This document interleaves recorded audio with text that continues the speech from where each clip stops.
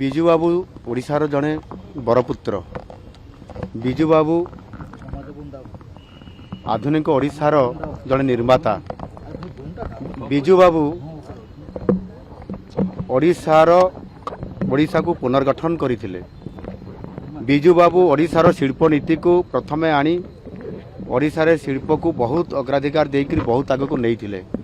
ନିଶ୍ଚିତ ଭାବରେ ବିଜୁ ବାବୁ ଓଡ଼ିଶା ପାଇଁ ଜଣେ ବରପୁତ୍ର ହିସାବରେ ଓଡ଼ିଶାର ମୁଖ୍ୟମନ୍ତ୍ରୀ ହିସାବରେ ତାଙ୍କର ଦାନ ଅତୁଳନୀୟ ଏବଂ ଆଜି ତାଙ୍କର ଜନ୍ମତିଥିରେ ତାଙ୍କୁ ଶ୍ରଦ୍ଧାଞ୍ଜଳି ଦିଆଗଲା। ତାଙ୍କୁ ଏଠି ଆମେ ତାଙ୍କ ପାଖରେ ପୂଜା ଅର୍ଚ୍ଚନା କଲୁ।